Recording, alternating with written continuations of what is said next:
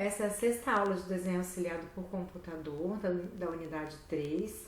Eu ainda estou no bloco de modificação de propriedades. Vocês vão perceber que a gente tem 2 blocos nessa aula. Como eu havia comentado anteriormente, eu vou falar das noções básicas, né, de elementos de planta baixa. Então, eu não vou necessariamente ensinar a gerar uma planta baixa, desenhar, vocês vão ver isso mais pra frente. Mas para que vocês possam atribuir as leis, né, que são propriedades, né, dos elementos de arquitetura, dos elementos da planta baixa, é necessário que vocês entendam o nome, pelo menos o nome e algumas características às quais vocês estão atribuindo, né, as entidades às quais vocês estão atribuindo. Então, eu começo dizendo, né, como é uma planta baixa, né, como ela é gerada.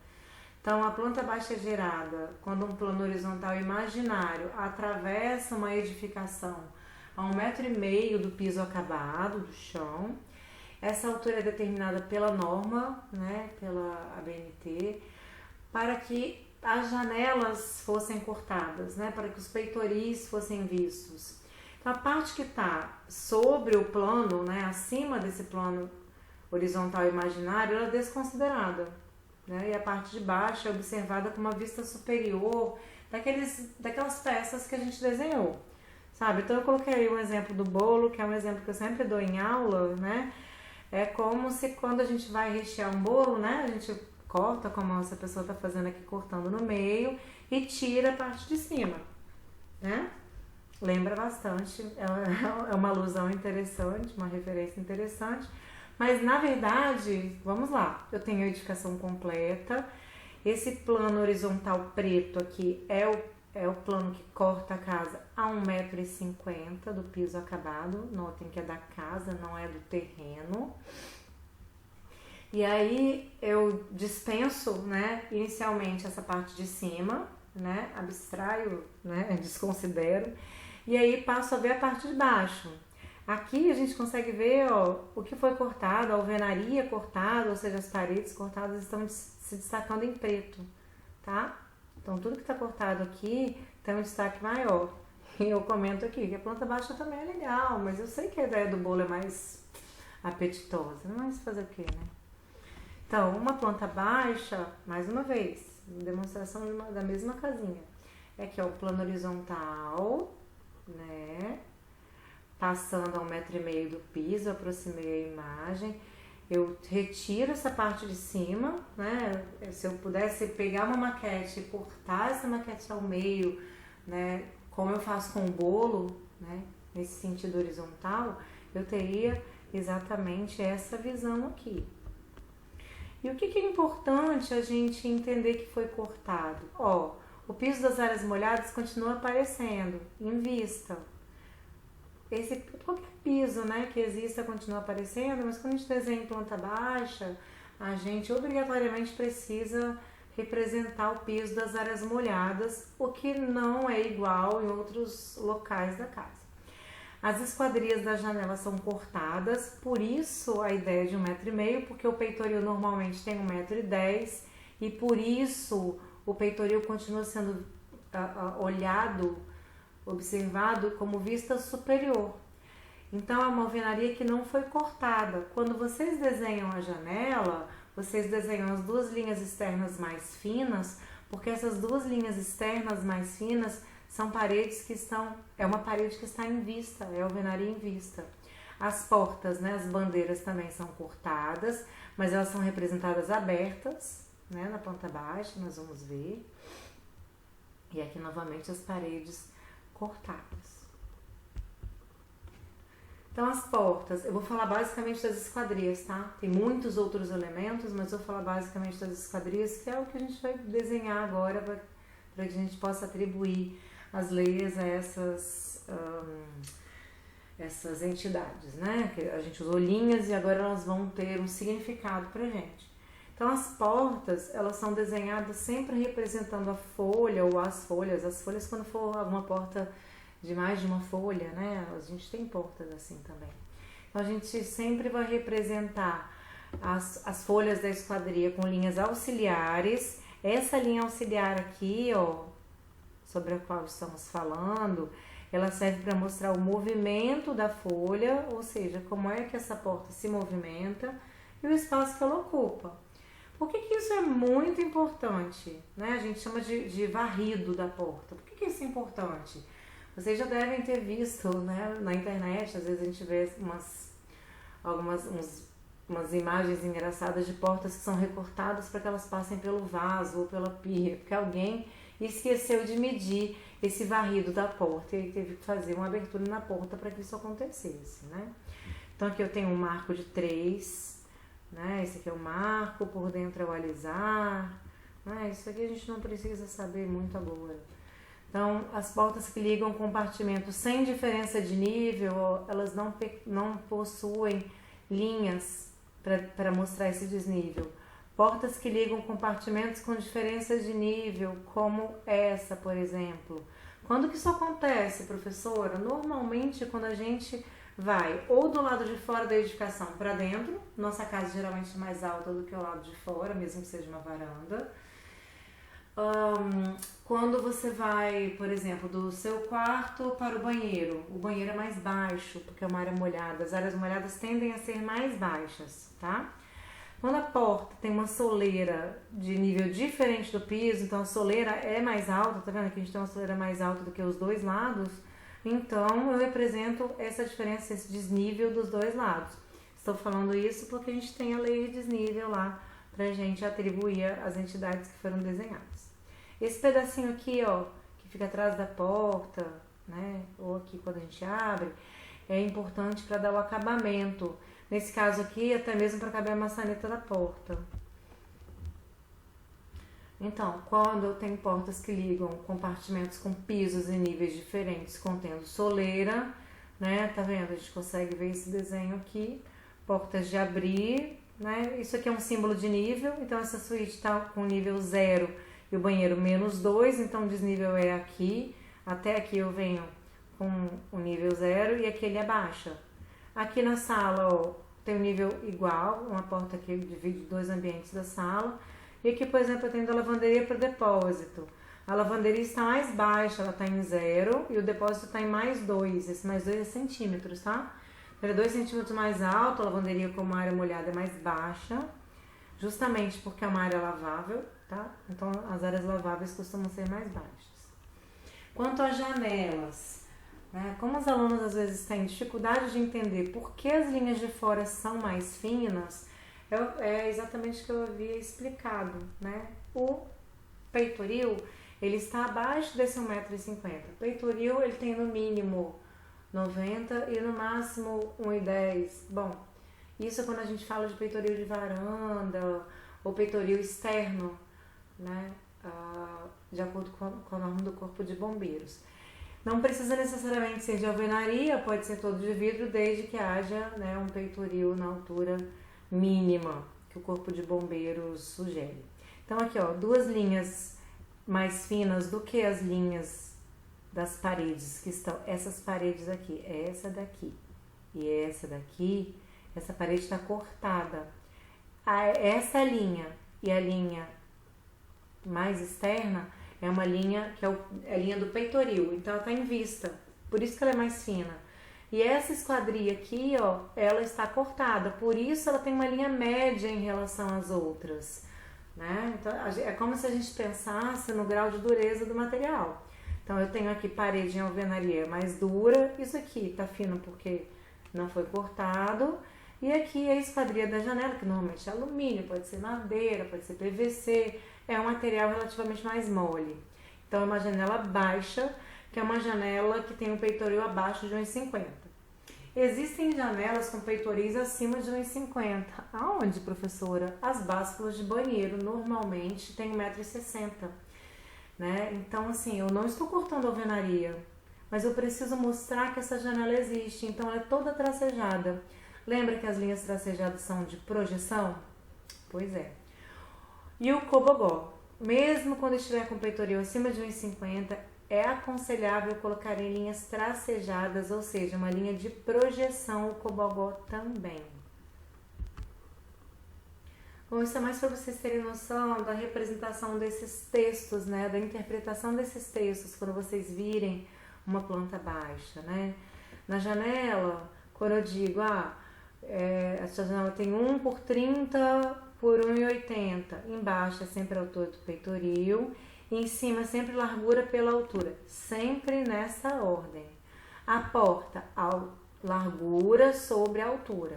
Sempre nessa ordem, tá? O quadro de esquadrias a gente não vai aprender agora. A porta, mas assim, eu poderia ter essa mesma porta representada assim, porque aí eu teria que ter um quadro de esquadrias dizendo que P2 tem 70 por 2,10, é uma porta de giro e tem 4 na obra inteira. Mas eu posso fazer essa leitura também. É uma porta que eu sei que tem 60 de largura por 2,10 de altura. Esse 2,10, essa altura aqui, a gente não tá vendo. Essa altura também não. A gente tá vendo o que na planta baixa? Só a largura, 60. E aqui no caso da janela, 1. Isso aqui no caso é uma báscula, tá? A gente consegue ver que ela tá toda em projeção. A altura do peitoril 1,80, então o peitoril não está em vista. Então, só para vocês entenderem, né, o tratamento das linhas, né, quando a linha é mais fraca, quando ela é mais forte. Então, o lado mais alto não tem linha, quando a gente fala de desnível, o lado mais baixo tem linha. A janela, como eu falei, 0,3 do lado de fora, 0,5 e aqui 0,7. É como se eu tivesse linha grossa, do lado de dentro média, do lado de fora fina. Esqueci de explicar os primeiros. A parede é uma linha contínua porque ela está cortada, né? Quando é uma parede até o teto, quando a gente faz uma planta baixa, ela é cortada. Então, a tonalidade dela é uma linha forte, grossa, espessura 0,7, desculpa. A meia parede ou muro é 0,5, né? Uma tonalidade forte também, mas não tão forte, porque ela está em vista, né? Soleira, vão e porta, está muito mais longe. Vocês aprenderam isso. Quanto mais longe estiver a linha do desenho, né? Quanto mais longe estiver o elemento, mais fina é a linha do desenho. Aqui o exemplo da janela, parece que ele foi repetido, repetir. A porta comum, né, de eixo vertical, né? O arco é desenhado em 0,3, então bem fininho. A folha, né, ou bandeira, que é a porta em si, em 0,5, forte. E aqui, que é a parede que está suportando a porta, abrigando essa porta, em 0,7. Essa aqui é uma porta com abertura de 180, tá vendo? Eu sempre tenho que mostrar o arco de abertura real. Se fosse uma porta de correr, a gente pode desenhar ou entreaberta ou fechada. Mostrando aqui sempre a soleira, né? A parte interior e exterior aqui, né? Sendo representados pela soleira. E as folhas entreabertas ou fechadas, mas na posição que elas realmente ficam, tá? Então, essa planta baixa foi a planta que a gente desenhou na aula passada, né? Eu não exigi que vocês colocassem os textos, porque a gente ainda não aprendeu a desenhar os textos, mas vamos chegar nesse ponto.